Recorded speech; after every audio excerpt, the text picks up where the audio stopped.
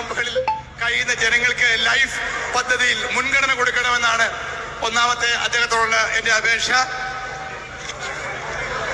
അതുപോലെ സംഭരണശേഷി കുറച്ച് നമ്മുടെ ഡാമുകളിൽ അടിഞ്ഞുകൂടിയിരിക്കുന്ന ചെളിയും മണലും നീക്കം ചെയ്യണം. നമ്മുടെ പമ്പാ നദിയിൽ അടിഞ്ഞുകൂടിയിരിക്കുന്ന മണലും ചെളിയും നീക്കം ചെയ്ത് 50% താഴെ മാത്രം സംഭരണശേഷിയുള്ള ഡാമിനെയും നദിയെയും മോചിപ്പിച്ച് റാന്നിയെ വെള്ളപ്പൊക്കത്തിൽ രക്ഷിക്കണമെന്നാണ് അദ്ദേഹത്തോട് ഞാൻ ആവശ്യപ്പെടുന്ന മറ്റൊരു കാര്യം.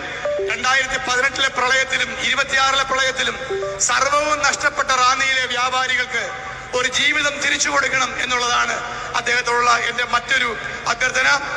മഴ പെയ്താൽ വെള്ളക്കെട്ടാകുന്ന പകർച്ചവ്യാധി ബാധിക്കുന്ന റാന്നിയിലെ ഇട്ടിയപ്പാറ ബസ് സ്റ്റാൻഡ്, ആ ബസ് സ്റ്റാൻഡിന്റെ നവീകരണത്തിന് ഇപ്പോൾ തടസ്സം നിൽക്കുന്നത് ആ ബസ് സ്റ്റാൻഡ് നിർമ്മാണത്തിന് വേണ്ടി ഏറ്റുവാങ്ങിയ സ്ഥലത്തിന്റെ പണം സർക്കാർ കൊടുത്തിട്ടില്ല. ധനകാര്യ വകുപ്പ് കൊടുക്കാൻ സമ്മതിച്ചിട്ടുണ്ട്. അത് അങ്ങ് വേഗത്തിലാക്കണം. സമ്മതിച്ചിട്ടുണ്ട്, അത് അദ്ദേഹം വേഗത്തിലാക്കണം എന്നൊരു അഭ്യർത്ഥനയുണ്ട്. അതുപോലെ തന്നെ പ്രളയത്തിൽ അടിസ്ഥാന സൗകര്യമില്ലാതെ പ്ലാസ്റ്റിക് ചാക്കിന് കീഴിൽ കഴിയുന്ന ഈ ശബരിമലയ്ക്ക് തൊട്ടു താഴെയുള്ള ആദിവാസി കോളനികളിൽ അവർക്ക് വീട് വെക്കാൻ പണം കൊടുത്തിട്ടുണ്ട്, സ്ഥലം കൊടുത്തിട്ടുണ്ട്. പക്ഷേ നിർമ്മാണ പ്രവർത്തനങ്ങൾ വേഗത്തിലാക്കാൻ നിർദ്ദേശം കൊടുക്കണം. പട്ടികവാദി കോളനികൾ നൊമാഡിക് ആയിട്ടുള്ള ആദിവാസികളാണ്.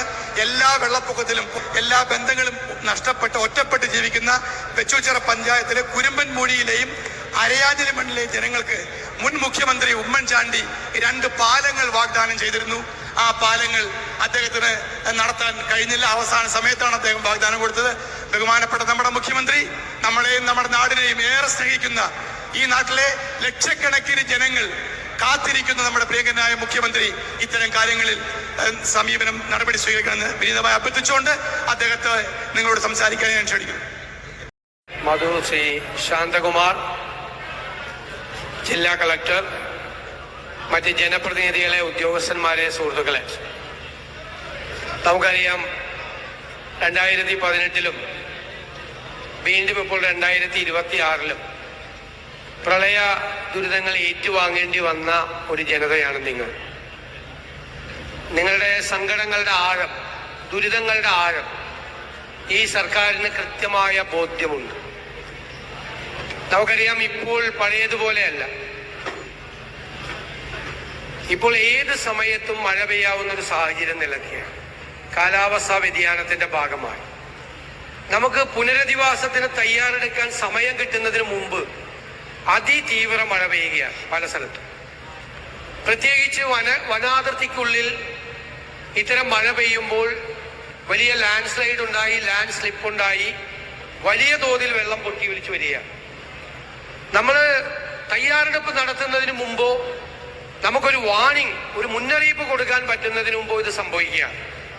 പക്ഷെ നമ്മളൊരു കാര്യം ശ്രദ്ധയിൽപ്പെട്ടത്, പത്തനംതിട്ട ജില്ലയിലെ പല പ്രദേശങ്ങളും ഇത്തരം ദുരിതബാധിത പ്രദേശങ്ങളാണ്. നമ്മളെ ക്യാമ്പുകൾ ഇപ്പൊ ഇവിടെ 10 ക്യാമ്പുകളാണ് നടത്തുന്നത്. കുറെ ക്യാമ്പുകൾ ഒഴിഞ്ഞു. നമ്മൾ ക്യാമ്പുകൾ ഒഴിഞ്ഞ് വീടുകളിലേക്ക് പോകുന്ന ആളുകൾക്ക് വീട് ക്ലീൻ ചെയ്യാൻ വേണ്ടിയിട്ടുള്ള 10,000 രൂപ അനുവദിച്ചിട്ടുണ്ട്. എത്രയും പെട്ടെന്ന് വിതരണം ചെയ്യും. അതുപോലെ എന്താവശ്യം ദുരിതാശ്വാസവുമായി ബന്ധപ്പെട്ട് ചെയ്യണമെങ്കിൽ ഒരു തടസ്സവുമില്ല എന്ന് ജില്ലാ കളക്ടറെ അറിയിച്ചിട്ടുണ്ട്. ജില്ലാ കളക്ടറെയും ജില്ലാ ഭരണകൂടത്തിനും പൂർണ്ണമായ അധികാരം നൽകിയിട്ടുണ്ട്. ആരോഗ്യ വകുപ്പ് ക്യാമ്പുകളിൽ കൃത്യമായ വൈദ്യപരിശോധന നടത്തുന്നുണ്ട്. അതുകൂടാതെ പത്തനംതിട്ട ജില്ലയിലെ സ്വകാര്യ ആശുപത്രികൾ പ്രത്യേകമായ മെഡിക്കൽ ക്യാമ്പുകൾ നടത്തുന്നുണ്ട്. നമ്മൾ ഇത്തരം ഘട്ടങ്ങളിൽ രോഗങ്ങളൊന്നും വരാതിരിക്കാൻ, പകർച്ചവ്യാധികൾ വരാതിരിക്കാനൊക്കെ ശ്രദ്ധിക്കേണ്ട ഒരു സമയം കൂടിയാണ്. തകർന്നുപോയ വീടുകളുണ്ട്. ആ വീടുകൾ തകർന്നു പോയിരുന്നെങ്കിൽ പൂർണ്ണമായി 15%, 50% ഇങ്ങനെ പല റേറ്റിലാണ് കൊടുക്കുന്നത്. പൂർണ്ണമായ തകർന്ന വീടിന് ഇതുവരെ കൊടുത്തിരുന്നത് 4 ലക്ഷം രൂപയാണ്. അത് ഈ പ്രാവശ്യം 6 ലക്ഷം രൂപയാക്കി വർദ്ധിപ്പിച്ചിട്ടുണ്ട്. ആദ്യമായിട്ടാണ് 6 ലക്ഷം രൂപയാക്കി അത് വർദ്ധിപ്പിച്ചിട്ടുണ്ട്. പൂർണ്ണമായി തകർന്നുപോയ വീടിന്. ബാക്കിയുള്ള ഡാമേജിനെല്ലാം, ഭാഗികമായി ഡാമേജ് പറ്റിയതിനെല്ലാം ഉള്ള സഹായം കൊടുക്കും. കൃഷിനാശം സംഭവിച്ചതിന് സാധാരണ നെൽകൃഷി 2.5 ഹെക്ടർ സ്ഥലം, 2.5 ഏക്കർ നെൽകൃഷി നശിച്ചാൽ കൊടുത്തിരുന്നത് 13,500 രൂപയാണ്. നാളെ ചേരുന്ന മന്ത്രിസഭാ യോഗം ഈ കാർഷിക മേഖലയിലെ തകർച്ചയുടെ നഷ്ടപരിഹാര തുക വർദ്ധിപ്പിക്കും. അതുപോലെ കച്ചവടക്കാർക്ക് കഴിഞ്ഞ പ്രളയത്തിൽ ഒന്നും ഒരു സഹായം കിട്ടിയിട്ടില്ല. പ്രഖ്യാപിച്ചത് ഒരു ഉജ്ജീവൻ പലിശരഹിത ഒരു വായ്പാ സംവിധാനമാണ്, പക്ഷെ നടന്നില്ല. ഈ പ്രാവശ്യം കച്ചവടക്കാരുടെ കാര്യം പ്രത്യേകമായി നാളത്തെ മന്ത്രിസഭാ യോഗം ചർച്ച ചെയ്യും. അവര് കാരണം അന്നത്തും ദുരിതം അനുഭവിച്ചവരാണ്, ഇപ്പോഴും ദുരിതം അനുഭവിക്കുന്നവരാണ്. ഇപ്പോ എബി ഇവിടെ വന്നുപോയല്ല 7 കടകളാണ് 2018 കോടതി ഉത്തരവ് ഉണ്ടായിട്ട് പോലും 4-5 കോടി രൂപ അദ്ദേഹം രോഗബാധിതനായി. എബി ഇവിടെ നിങ്ങളുടെ എല്ലാവരുടെ ഒരു പ്രതീകമായി വന്ന് ഞാൻ സംസാരിച്ചു, എനിക്ക് വിശദാംശങ്ങളെല്ലാം പറഞ്ഞിട്ട് പോയി. അപ്പൊ കച്ചവടക്കാരെ കൂടി ചേർത്ത് നിർത്താൻ വേണ്ടിയിട്ടുള്ള നടപടി സർക്കാർ ഈ പ്രാവശ്യം പ്രത്യേകമായി സ്വീകരിക്കും. അവർക്ക് വായ്പ നൽകുന്ന കാര്യവും മറ്റു സഹായം ചെയ്യുന്ന കാര്യവും തീർച്ചയായിട്ടും ഞങ്ങൾ നാളെ ആലോചിച്ച് തീരുമാനിക്കും. തകർന്നു പോയ വീടുകൾ, ഇപ്പൊ സ്കൂളിന്റെ പിൻഭാഗം ഇടിഞ്ഞു വീണു എന്നൊരു പരാതി ഇപ്പൊ വന്നിരുന്നു. അതെല്ലാം ഉൾപ്പെടെയുള്ള എല്ലാ കാര്യങ്ങളും പ്രത്യേകമായി MLA എല്ലാ കാര്യത്തിലും ഉണ്ട്.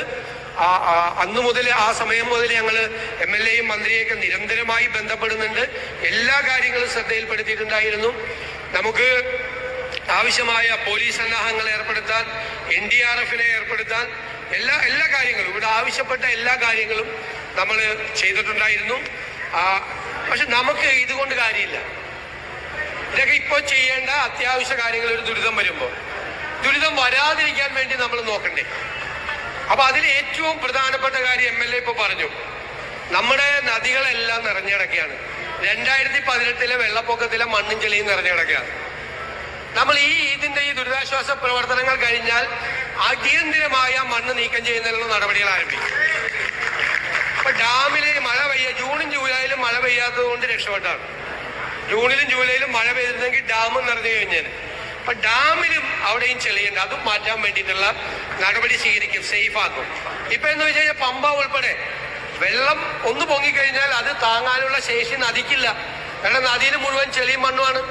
അത് നീക്കിയാൽ ഒരുമാതിരി പെയ്ത മഴയൊക്കെ നദി ഉൾക്കൊണ്ടുപോകും. ആഭ്യന്തരമായി കേരളം മുഴുവൻ ചെയ്യുന്നുണ്ട്. നമ്മൾ എല്ലാ പൈലറ്റ് പ്രോജക്റ്റുകളും പത്തനംതിട്ടയിലാണ് കൂടുതൽ ശ്രദ്ധിക്കുന്നത്. പത്തനംതിട്ട ജില്ലയെ പൂർണ്ണമായി. പിന്നെ നമ്മുടെ കാലാവസ്ഥ മുന്നറിയിപ്പ് സംവിധാനങ്ങൾ കേരളത്തിലോ ഇന്ത്യയിലെ ഏറ്റവും മികച്ച കാലാവസ്ഥ മുന്നറിയിപ്പ് സംവിധാനം കേരളത്തിൽ ഏർപ്പെടുത്തുന്നത് നമ്മൾ ബജറ്റിൽ പ്രഖ്യാപിച്ചതാണ്. അത് ഏറ്റവും ഫലപ്രദമായി, ഏറ്റവും ഭംഗിയായി. കാരണം ഏത് സമയത്തും പലതരത്തിലുള്ള കാലാവസ്ഥാ വ്യതിയാനത്തിന്റെ നാളുകളിൽ ഒരുപാട് ബുദ്ധിമുട്ടുകൾ വരുന്ന ഒരു കാലമാണ്. അത് പ്രത്യേകമായി ഇന്ത്യയിലെ ഏറ്റവും മികച്ച സംവിധാനമാക്കി അത് ചെയ്യാനുള്ള നടപടികൾ സ്വീകരിക്കും. നിങ്ങളുടെ സങ്കടങ്ങളിൽ, പ്രയാസങ്ങളിൽ എല്ലാം പങ്കുചേരുന്നു. കൂടെ സർക്കാർ ഉണ്ടാവും. ക്യാമ്പുകളെല്ലാം MLAമാരും മന്ത്രിയും അതുപോലെ ജില്ലാ കളക്ടറും ഉദ്യോഗസ്ഥന്മാരും ചേർന്ന് ഭംഗിയായിട്ട് നടത്തി, നല്ല രീതിയിൽ അത് നടത്തി. അത് ഞാൻ അവരെ അഭിനന്ദിക്കുകയോട് ചെയ്യുന്നു. വിളിച്ചാൽ വെളിപ്പുറത്ത് ജനപ്രതിനിധികളും ജില്ലാ ഭരണകൂടവും ഉണ്ടാവും, നിങ്ങളുടെ വെളിപ്പുറത്തുണ്ടാവും. ഏത് കാര്യം ചെയ്യുന്നതിന് വേണ്ടിയിട്ടുള്ള അധികാരം അവർക്ക് കൊടുത്തിട്ടുണ്ട്. ഇവിടെ വന്ന അത് ഇപ്പോൾ MLA കുറേ നിർദ്ദേശങ്ങൾ അതിന്റെ കൂടെ വെച്ചിട്ടുണ്ട്. MLA ഭയങ്കര ബുദ്ധിമാനായതുകൊണ്ട് ഇതിന്റെ ഇടയിൽ വേറെ റാന്നിയുടെ കുറെ ആവശ്യങ്ങൾ കൂടി അതിന്റെ ഇടയിൽ വെച്ചിട്ടുണ്ട്. അതുകൂടി നമ്മൾ ചെയ്യും, പേടിക്കണ്ട. നിങ്ങൾ ഇവിടെ നൽകിയ പരാതികൾ ഓരോന്നോരോന്നായി പരിശോധിച്ച് സർക്കാരിനെ കൊണ്ട് ചെയ്യാൻ കഴിയാവുന്ന കാര്യങ്ങളെല്ലാം ചെയ്യും എന്നുകൂടി ഞാൻ പ്രത്യേകം പറയുകയാണ്. നിങ്ങളുടെ സങ്കടങ്ങളും നിങ്ങളുടെ വിഷമങ്ങളും പൂർണ്ണമായി മനസ്സിലാക്കുന്നു. തീർച്ചയായിട്ടും അതിന് ശാശ്വതമായ പരിഹാരം ഉണ്ടാക്കാൻ വേണ്ടിയിട്ടുള്ള നടപടികൾ കൂടി ഗവൺമെന്റ് സ്വീകരിക്കുമെന്ന് ഞാൻ പറയുന്നു. നിങ്ങൾ ഇവിടെ എല്ലാവരും വന്ന് അത് നിങ്ങളുടെ ദുരിതത്തിന്റെ ആഴം എന്താണ് എന്ന് നിങ്ങളുടെ എല്ലാവരുടെയും മുഖത്ത് നിന്ന് വായിച്ചെടുക്കാം. ഇവിടെ വന്ന ഓരോരുത്തരുടെയും മുഖത്ത് നിന്ന് വായിച്ചെടുക്കാം. പലരും വന്നത് പറഞ്ഞത് ഒരു പ്രാവശ്യം വെള്ളം കയറി ക്ലീൻ ചെയ്തപ്പോഴേക്കും രണ്ടാമതും വെള്ളം കയറി, അല്ലെ? അങ്ങനെ അനുഭവം ഉണ്ടായ പല സ്ഥലങ്ങളും ഒക്കെ ഉണ്ട്. ആ ബുദ്ധിമുട്ടുകളെല്ലാം മനസ്സിലാക്കുന്നു. പരിഹാരമുണ്ടാകും. തീർച്ചയായിട്ടും എല്ലാ നടപടികളും സ്വീകരിക്കും.